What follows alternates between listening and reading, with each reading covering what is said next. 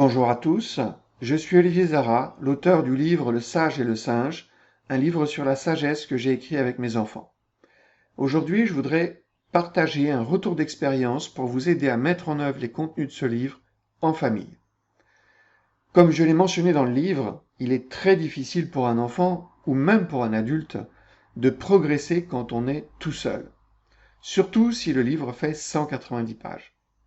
Les parents sont les mieux placés pour accompagner les enfants, mais ils sont souvent noyés dans le quotidien. C'est pas une critique, c'est juste un constat. Je recommande donc de faire l'exercice en famille durant les vacances, éventuellement durant les fins de semaine. Mais ce livre demande quand même un effort intellectuel et donc une vraie motivation qui peut être difficile à obtenir si on est à la plage ou au bord de la piscine. Pour ces raisons, je propose également dans le livre que l'éducation nationale s'empare du sujet, puisque son rôle est d'éduquer justement sur les matières que les parents ne peuvent pas prendre en charge, faute de temps et de compétences.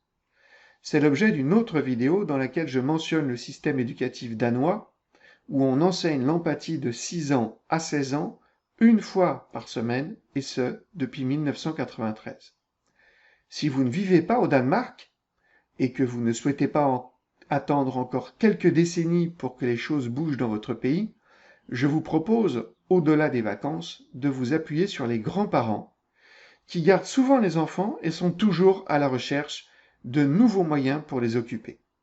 En plus, la théorie voudrait que plus on est vieux, plus on devient sage. Donc c'est probablement une bonne option. Cela dit, Vincent Lemieux, un entrepreneur de Gatineau au Québec, a eu une idée géniale qui pourrait vous inspirer. Il a mis le livre dans sa voiture. Et durant les trajets en famille de plus d'une heure, il a inventé le concept de conduire et apprendre. Les trajets longs sont souvent ennuyeux, sauf si on apprend quelque chose et qu'on fait les exercices proposés à la fin de chaque chapitre. Vous pouvez trouver le témoignage de Vincent Lemieux sur son profil, où il explique que ce livre a eu un impact positif pour sa famille. Et voilà son témoignage repris sur mon propre profil. Le Sage et le Singe est une ressource exceptionnellement riche et simple pour démythifier le savoir-être. Nous avons fait l'exercice de le lire en famille lors de nos déplacements en voiture. En plus d'apprendre différentes formes d'intelligence, nous avons eu du plaisir à nous enrichir ensemble. Aujourd'hui, on entend dans notre maison les mots réglisse, référence externe, alter, ego, polarité et bien d'autres. Je qualifierais l'ouvrage d'outils pratico-pratiques pour s'épanouir soi-même et pour faire grandir son entourage. Je dirais que ma famille est plus wise depuis le passage de cette œuvre chez nous.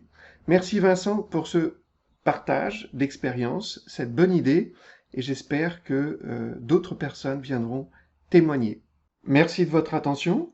Encore une fois, si vous avez des idées, des astuces, n'hésitez pas à les partager et que la force de la sagesse soit avec vous.